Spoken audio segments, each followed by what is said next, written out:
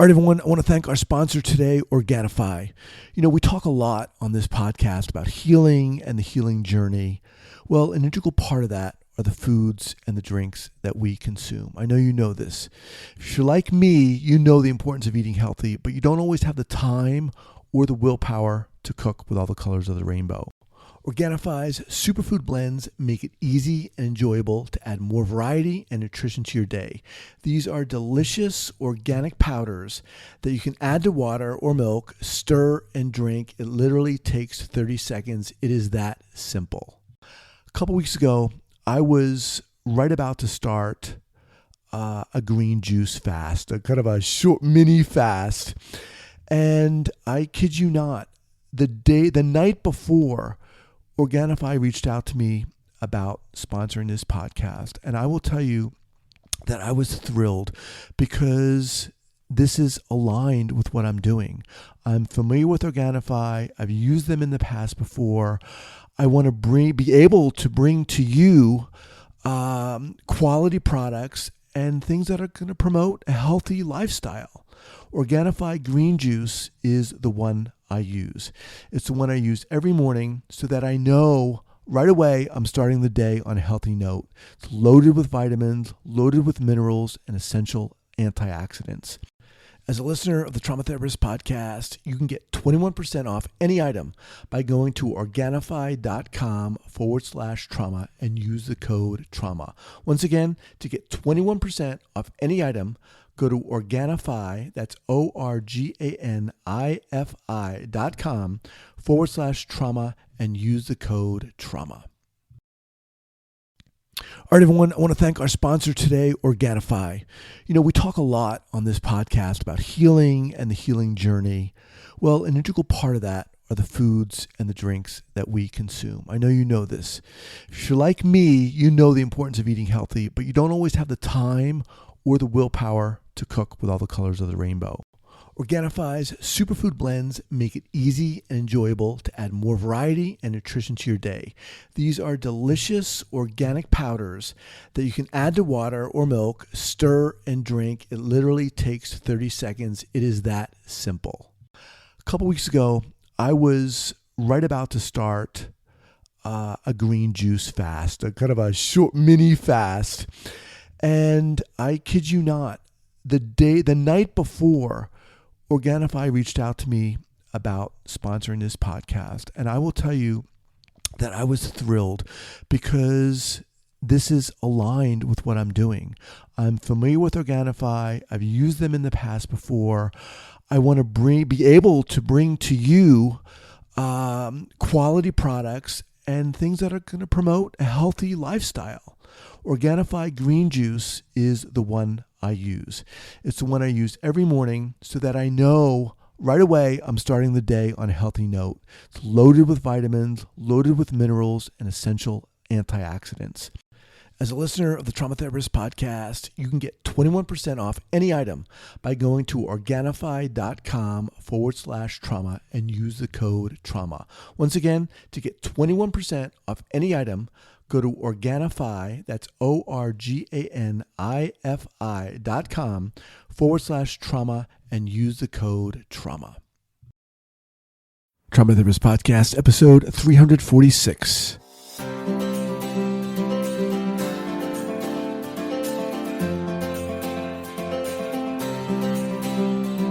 Welcome to the Trauma Therapist Podcast. My name is Guy McPherson. My mission is to raise the awareness of trauma and to help support and inspire new trauma workers through this podcast and my membership community, Trauma Therapist 2.0. Thanks so much for joining me today, and here we go.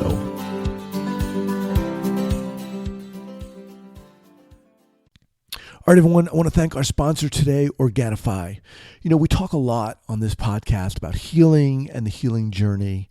Well, an integral part of that are the foods and the drinks that we consume. I know you know this. If you're like me, you know the importance of eating healthy, but you don't always have the time or the willpower to cook with all the colors of the rainbow.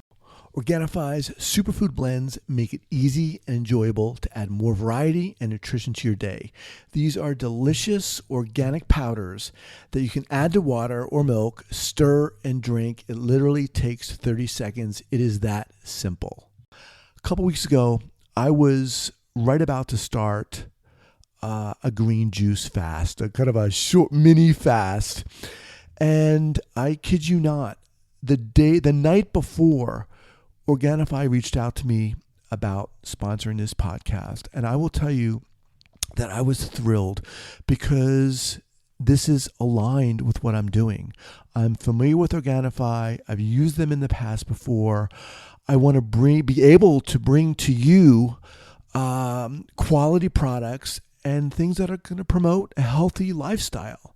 Organifi green juice is the one I use.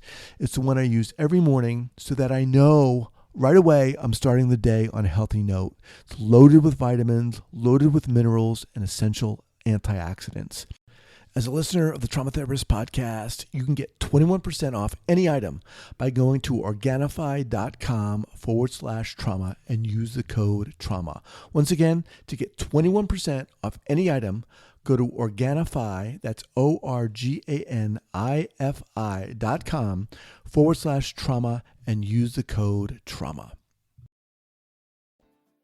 All right, guys, welcome back to the Trauma Therapist Podcast. I'm very excited to have Trauma Therapist 2.0 member, Master Dean Siminoff. Dean, welcome. Yeah, hi, Guy. Great to be here. All right. So Dean Siminoff has been studying martial arts for more than 25 years and is a 6th degree black belt in taekwondo. He's the founder of the Canadian charity Martial Arts for Justice program, whose mission is to protect vulnerable people from violence and oppression. Dean schools in the West Kootenay region of British Columbia have positively impacted students there for the past 18 years. Martial Arts for Justice is currently partnering in Rwanda, delivering its enhanced resilience training to genocide widows.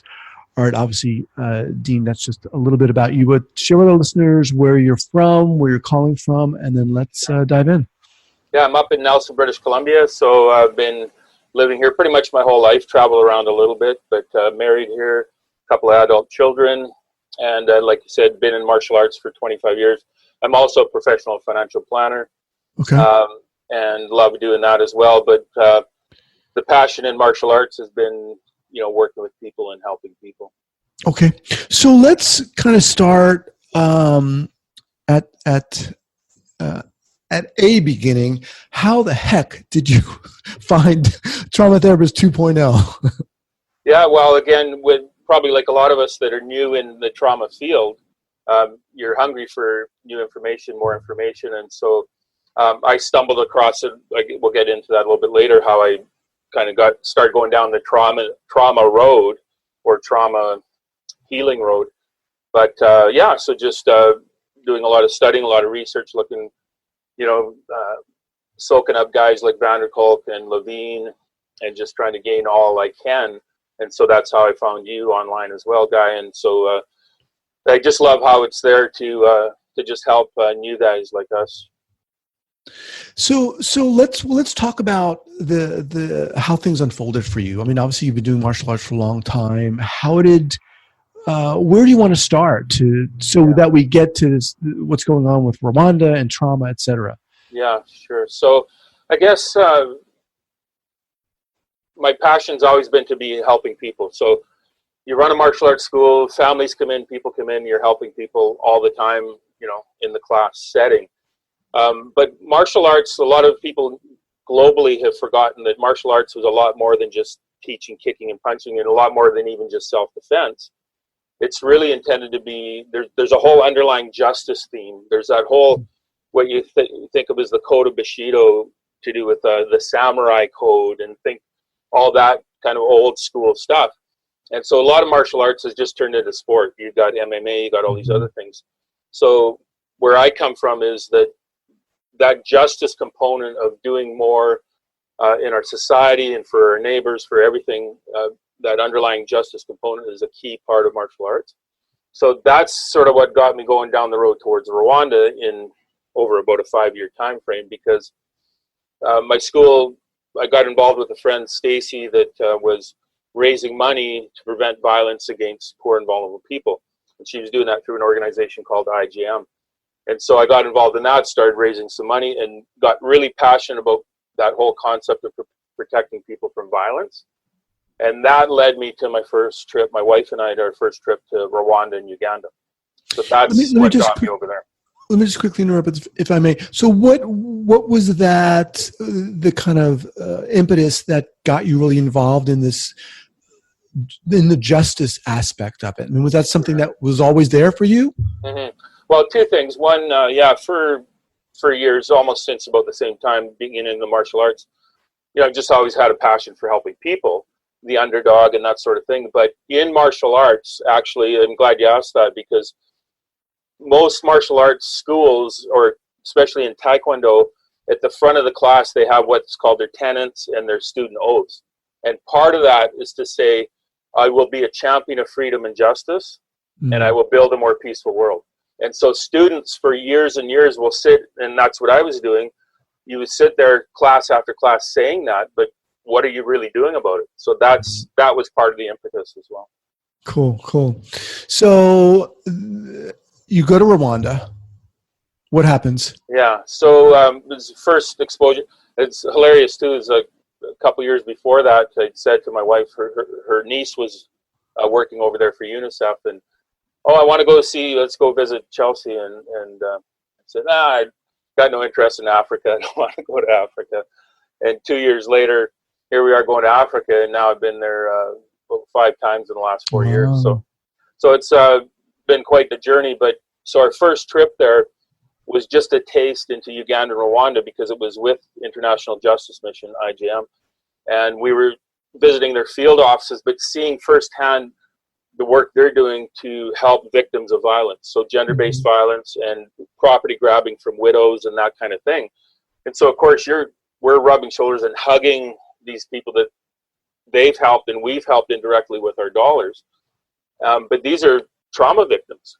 These are people that have been traumatized in horrific ways. So that was my first exposure to that kind of level of trauma that you don't always see here in North America. So when you started experiencing that, what were you thinking? I mean, this is trauma. My God, I've got to learn more about it, or what? No, the trauma component hadn't hit me at all, really, at that point, because it had no background in trauma. I mean, I've done all kinds of different kinds of counseling. Right. I had no real exposure to trauma or trauma therapy. So my initial thing about that was how can I use martial arts to help these people? So like a widow or a 10-year-old child that's exposed to sexual assault, can I teach them martial arts? Can I teach them some self-defense to get them more empowered and to help prevent? Like, if these victims had martial arts originally, they might not have been victims. So that was kind of my initial thinking. So then we went back each year, just kind of building connections, and kind of the whole genesis was just sort of evolving in our minds on how this was going to look, that led eventually to a concept of training some women in Rwanda. That was a group of 20 women we selected. And as we were going into that, and our first thought was mostly to be teaching self-defense and to be empowering them. But we knew we were going to be working with traumatized people. So my friend Stacy, she said, hey, I'm signing up for a basic trauma course. And I want to learn more about trauma, because we're going to be working with traumatized women. And my wife took the same course. And so as we went there, we at least had that elementary kind of knowledge on trauma. And as we walked through the program I'd set up, I was designing this as I went, which is now the Enhanced Resilience Program. And so really what I was doing was I said, hey, let's do an hour of physical activity, and then let's do an hour of kind of like CBT or some other discussion. Let's do an hour of physical activity and then another exercise, like, for example, footprints of trauma. And we were interweaving this through, and this is how I designed it. And so I designed the concept to be 4 hours a day for 5 days. And as we wove all this through, that's where we started to see the significant results in what is now the Enhanced Resilience Program. I mean, that sounds so damn inspiring. It's incredible. I mean, it's especially incredible just to see your kind of transitioning your whole learning process. When you started and obviously you're still we're all learning in a sense about trauma. How has that changed, or has it changed, or how has it informed the way you teach? Yeah, huge. So probably ever since I began teaching, I've always had a pretty kind of compassionate heart and compassionate approach, my demeanor. So I'm not one of those hardcore martial arts instructors that you come into my class and I'm kicking your butt and that sort of thing. And so, of course, you don't do that with traumatized people. So that, what you'd almost call bedside manner as you work with people, is a key component. So I've always had that. But as we were getting ready for this, what was sort of that first real big enhanced resilience trial, a year before that too, another friend, associate, just had mentioned to me something about the vagus nerve system and its effect with trauma. And then there was a bit of a connection there with, okay, trauma does have some effect with the body. And that was just very minor, and it didn't really, all those things didn't connect yet. So that was one piece. Then when we went to and did that first initial project that I just mentioned, after that we ran into a couple more people, and all of a sudden names like Bessel van der Kolk started popping up, and people would say, hey, have you heard of this book, The Body Keeps the Score? And so that's when the dots all started connect, the degree that trauma is connected to the body. Mm-hmm. And so that here I'm a guy that's been basically teaching body work for 25 years. And here I find myself working with and healing trauma. One of the things that we do in Trauma Therapist 2.0 is we have a monthly group member call, and you jumped on this last one, which I think was your first call you got on. Yeah. And I was just really not only pleased that you were there, but you really you just jumped in and you contributed, and it really did. I mean, it was a great call, but I think one of the things that impressed me is you really contributed and you shared, and you helped other people out. That whole process of engaging with others and learning with others is I think it's invaluable. For sure. And like I got that in some of my notes here too, is just, for any beginners in this kind of a field, is you just got to pretend you're a white belt all the time. You're constantly learning and constantly soaking up information. But what just was, again, mind-blowing for me was just coming to that realization of how much trauma is lodged in our bodies. And then, like Levine has a really good quote here I just want to share with you. He talks about trauma, argues Levine, is locked in the body, and it's in the body that it must be accessed and healed. So that's a quote from Peter Levine. And so, yeah, again, it's just such a privilege to be able to come across a system like this and a method that actually has such an effect, profound effect. And I'll share a couple of stories with you at some point here whenever you're ready. But the results that we've seen working with the women there are just quite astounding. So let's kind of get into that. So what share with our listeners what you're doing, this enhanced resilience program. What does that look like? Yeah, sure. So even though, like, again, I'm 25-year martial artist, the organization is called Martial Arts for Justice, but I'm not running a martial arts class. It might have some similarities for sure and similar exercises, but what we found is a lot of the exercises that I do in the Enhanced Resilience program are exercises that we do in a regular martial arts class. Mm-hmm. And now, as I've studied more again and reading some of Levine's books that I've just come across recently, he's got exercises like physical type exercises or mind-body exercises that help correct that disassociation that happens with trauma.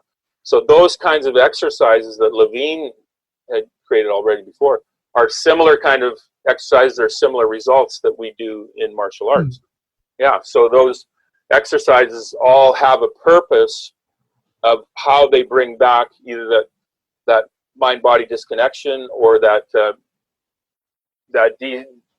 what's the word, when people become, they don't want to socialize. So you have that disassociation that happens with the mind and body, but trauma victims also then eventually pull themselves away from other people too. So what's an example of one of those exercises? What would that look like? Yeah, so we'll start a resilience seminar, for example, or a class with just a quiet time and the deep breathing.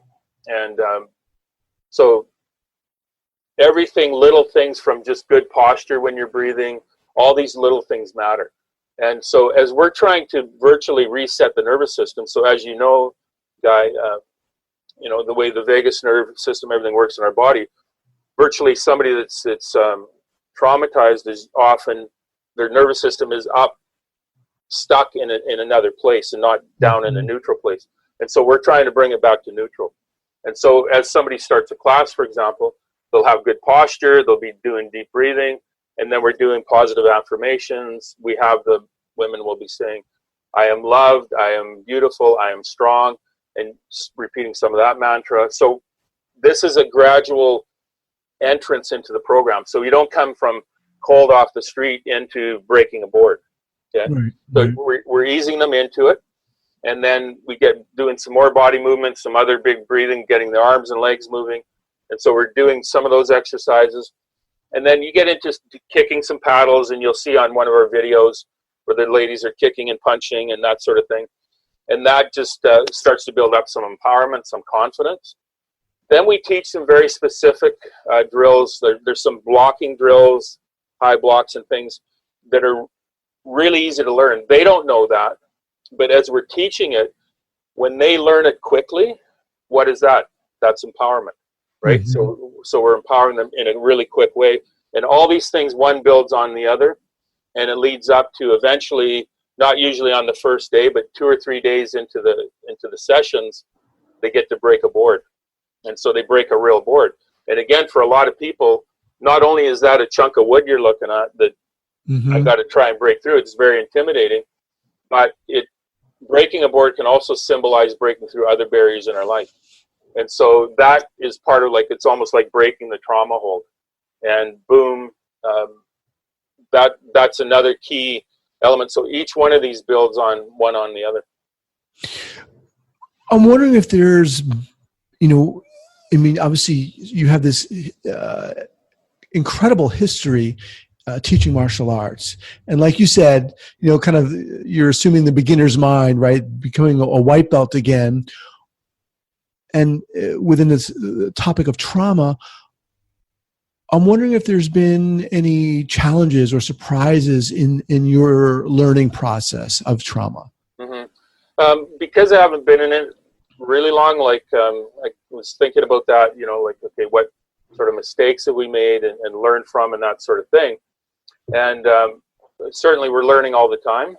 But if there was something that, you know, I wished I'd maybe done sooner or earlier, is just listen to the client more, or listen and just be, but I've always been quite good at reading people. So as an instructor, and you have students on the floor, you have to be able to read their mind, their body, you know, where they're at, how they're feeling, because you're always trying to make sure they're encouraged.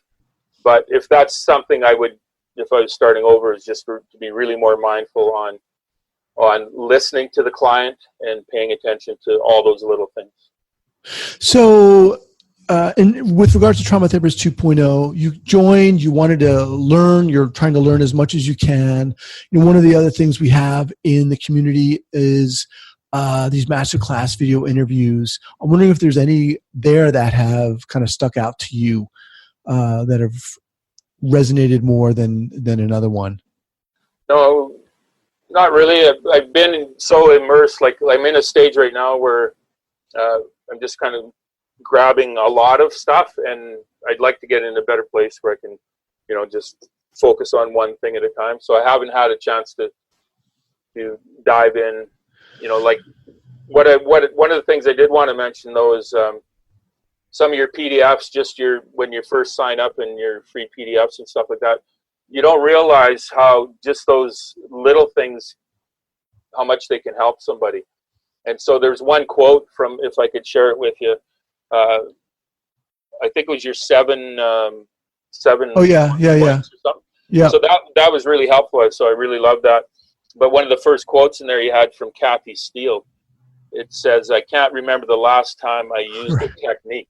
Right. And that really resonated with me because I don't know any trauma techniques, right? Right. And so what was so important about that, and again, for all of us, is to, it's all about the heart. It's all about caring about people. You can't come into this if you don't love people and care about people. And then, you connect with them. And again, too, what we're doing in Africa and with these women is you have to care about them enough to get their trust. If you have no trust from somebody you're working with, you've got nothing. So building that trust is essential.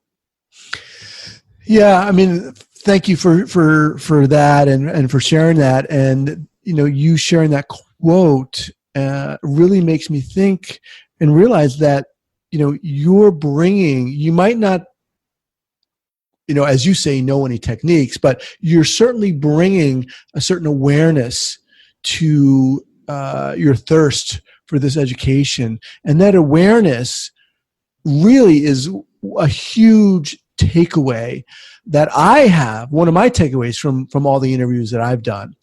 And that awareness and that openness is really the kind of foundation of the therapeutic relationship and the healing process. So though you might say you feel you don't know any techniques, you have you're bringing a lot to the table, and that's pretty cool. What I also want to share with you is there are a couple of the masterclass video interviews I've done that I would recommend. One's Sarah Payton and the other one is Sharon Stanley, both somatic masters. And I know that you'll be able to glean certain gold nuggets from both of them. Okay. But that's pretty exciting. Mm-hmm. But let me jump back. This whole thing about justice and helping people and wanting to help, the underdog. Where does that come from? Okay. Here's this quote really sums it up really well. Maybe not so much where it comes from, but the why is the founder of International Justice Mission. His name's Gary Hagen, and he's got an amazing story if anybody ever wants to Google his stuff and have a look. But he was the lead investigator for the UN right after the Rwanda genocide. And so he just saw, the worst of the horror. But his quote for International Justice Mission is, "There'll never be an end to poverty until there's an end to violence." Mm. And so that, to me, is extremely profound. And what we don't realize is we're all trying to build a better world. We'd love to have, we hear big dreams about eliminating global poverty, but there's a lot of violence out there, underlying violence that we don't see, especially in third world, but even in North America as well. So there's so much underlying violence, and it's not, you don't usually see, even if it's domestic violence, you're not going to see it right in front of your face. It's happening at night or with the lights out or, inside behind doors, that sort of thing. So now you think about all that violence and then how much trauma flows from that. So it's a huge, huge problem that I think virtually you could look at it as that violence, and therefore the trauma keeps the world in poverty. And so justice is just such an essential, I'm a Christian as well, so justice is a core part of all through the Bible. And that's, I guess, where some of that comes from as well. But it's also just seeking justice, pursuing justice is justice. The definition of justice is making things right. Okay? It's not right for a woman to be victimized. It's not right for a child to be molested. Those things just aren't right. And so I guess that's just what's become my kind of life focus, is just that pursuit of justice. And that was the founding of Martial Arts for Justice. That now, just last year, 2017, we got a registered Canadian charity status. Wow, congratulations on that. Are you familiar with Richard Strozzi Heckler? No. He is a past guest, keto master, and does a lot with utilizing the theories of martial arts, and specifically a keto, and with quote unquote leadership, and in the broad sense of the term. It's pretty interesting. Okay. Kind of reminded me a lot of what you're doing and how you're kind of merging, martial arts, the kind of the pure definition of martial arts, and how that can help to heal. Mm-hmm. And I'm thinking of people who've been impacted by trauma. There can be a lot of, sometimes it can be really hard to contain and to manage. Have there been any situations where you've been like, holy crap, this is, things are out of control here? Or have there been any challenges in this process you've been putting forth? Right. Yeah. So with in the resilience program, yeah, of course we were sensitive and aware that there could be triggers and things like that as we're working with people. But other than, we have had some emotional reactions for sure, but nothing out of, that we couldn't handle. But a couple interesting stories, though, I should share with you is in that first session, which was in 2017, we had 20 women in this group, and the majority of them were genocide survivors in some fashion. They'd seen the genocide, they'd experienced it, they had loved ones probably murdered in genocide. So as we're working with this group of people, we knew, of course, the head woman that had invited us, but we really didn't know the majority of the group. And so these people the women are all new to us. Mm-hmm. But as we were going through and we're getting to the third day of the sessions, where that's their time they could start opening up a bit or sharing about their experiences, we didn't realize the lady that invited us, and keeping in mind this is about 23 years since the beginning of the genocide, the lead woman started to share her experience of the genocide for the first time in 23 years. Oh my God. Yeah. So to open up and to start she said, I don't want to do this anymore. And and she's the leader of the group. So there's a lot of sort of like, hey, I don't open myself up like this, mm-hmm. vulnerable and that sort of thing. So that was another kind of indicator that we were onto something as well, as we were building that environment. And then next thing you know, of course, all the other women wanted to share. Wow. And so it was just like a waterfall as they just started opening up. So some amazing stories there. If I could share quickly too. One lady, sure. In the group, she's in her 30s, I guess. She was 7 years old when she saw her father murdered in the genocide. And so now she's in her 30s in our group, had a really tough life, of course. And a few days before we arrived to do these sessions, she wasn't originally part of that group. So her name's Fanny, and she came the day before the sessions to the leader's doorstep, despondent, pretty much suicidal, crying, and just without hope. Like, just what do I do with myself, my life? And so she got brought into our group. I gotta watch I don't start crying now. Because now, 2 years later, Fanny's working with us side by side as an assistant when we're doing our feature sessions now. Oh my God. So to go from that place, she still struggles. She's a single mom. She's got her children are, I think, 11-year-old girl and a 9-year-old boy, something like that. So she, life's still tough. You're in Rwanda. You have no job. You're poverty. But when I was there last year, she worked with me every session, and she'll do that again next sessions we do. She's there, so she's done the resilience program more than once. She's done it probably about 3 times now, and so she's learning how to be an assistant, and then she's a real asset in that group environment with the other women that haven't come through that yet. Man, powerful. I mean, the work you're doing is it's profound, man.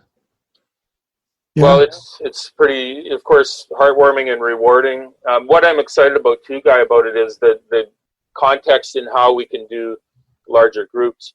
So as long as the person like the leader like myself, you know how to handle groups, you know how to manage people, and keep that the safety aspect, but keep the encouraging going and all the rest of that when you're doing a lot of different things happening at the same time. But I can run a class of 20 people, and so even if it takes 5 days, like we do 4 hours a day for 5 days, so that's, you know, mornings, half days, but in 1 week you can put through 20 women. So that, I like that, because that can magnify the numbers, but also out of those groups, we're trying to always pull out leaders that will become future instructors that can, so we're developing instructors over there on the ground as well. Something else I don't want to forget about too, that for people to remember, is that the resilience program we are doing it here in North America as well. So it's not restricted just to Africa. We just happen to have good connections in Uganda and Rwanda right now, and expect it to eventually start being used in other third world countries, and for a lot of aftercare aspects of, you know, girls that have been rescued from violence or prostitution, different things like that. But I've got a lot of irons in the fire here right now in North America as well, where we want to use it into areas again of I just had an email today from a local organization that has 6 women that they've been through domestic violence, that they're bringing them back towards the workforce and want to talk to us. And other areas where, as you know, a lot of addiction, the root of the addiction is trauma. So we want to target some areas like that as well. So let me just remind everyone that I'm speaking with Master Dean Siminoff. He's the founder of the Canadian Charity Martial Arts for Justice program. Why don't you tell everyone what your URL is, your website? Right. So yeah, so just www.martialartsforjustice.org. Okay. And I'll have that linked up at the show notes page at the traumatherapistpodcast.com. All right, Dean, how about a go-to book recommendation from you? Yeah, so anything to do with Levine, of course, is fantastic. And what I really like is just his real simple, I don't know if that's what you'd call it, a simple book of healing trauma. It's not really big, it's easy to read. And that's the one where he's got a sort of a 12-step process in the back of the book. He's got some basic exercise. So I really highly recommend that. And of course, van der Kolk's The Body Keeps the Score. But another one that really touched me or was really informative lately, and I mentioned to you the other day, was that the accessing the healing power of the vagus nerve. So accessing the healing power of the vagus nerve. So that's that. I found it really informative, especially from the body end of things that we're operating in here. And that's Stanley Rosenberg is the author of that. Oh, nice. Okay. Stanley Rosenberg. I'll have that listed as well.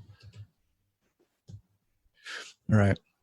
So what would you recommend for in terms of, Trauma Therapist 2.0, in terms of people who are like, I don't know if this program is going to be right for me, is it going to be good for me? What would you say to someone who's like maybe wondering about whether it would be a good fit for them?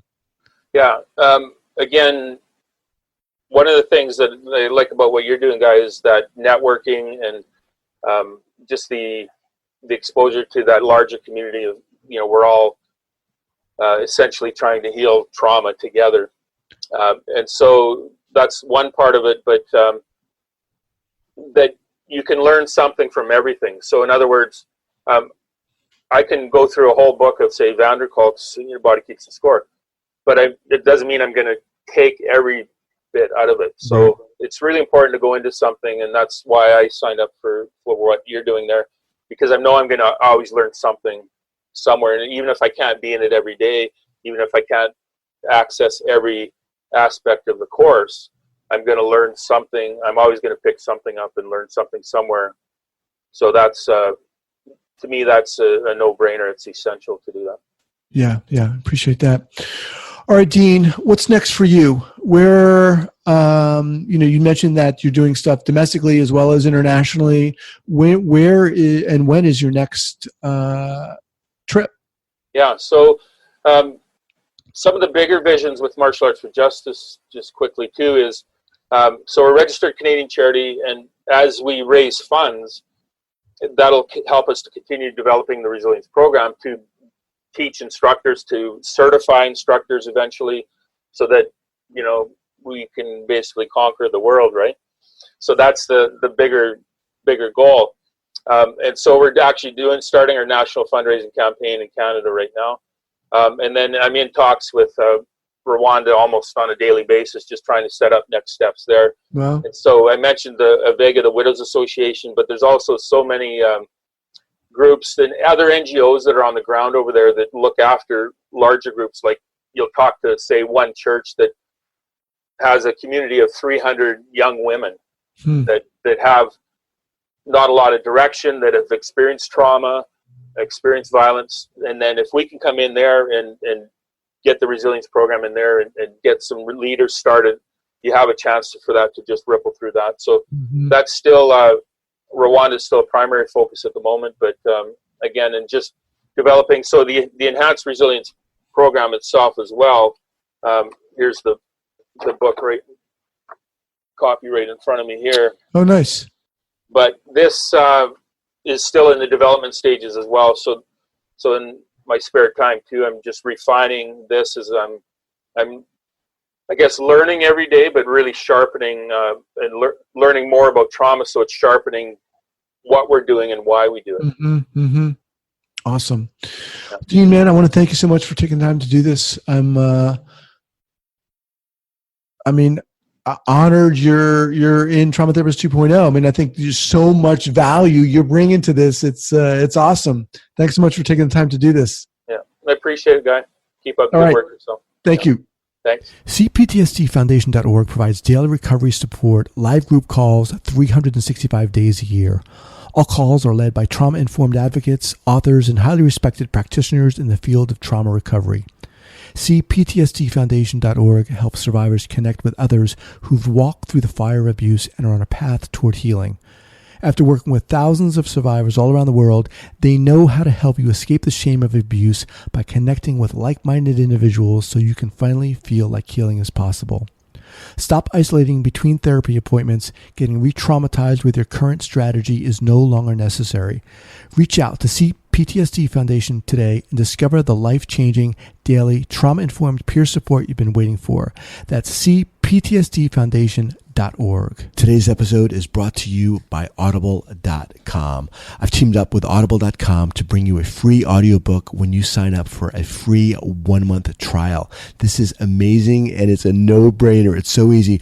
Go to the traumatherapistproject.com/freebook. That's the traumatherapistproject.com/free book. Select your book and enjoy. If at the end of the month you decide the membership isn't for you, it's not working for you for whatever reason, you simply opt out, but you keep your book. They have over 180,000 titles to choose from. It's good on your iPhone, your Android, your tablet, whatever. Look, continually keeping up to date and informed is key in our field. It's crucial. They have classic works such as Trauma and Recovery by Judith Herman, also newer ones like The Body Keeps a Score by Bessel van der Kolk, and the one that I'm going to be recommending today, The Boy Who Was Raised as a Dog by Bruce Perry, one of my favorites. Plus, they have an amazing return policy.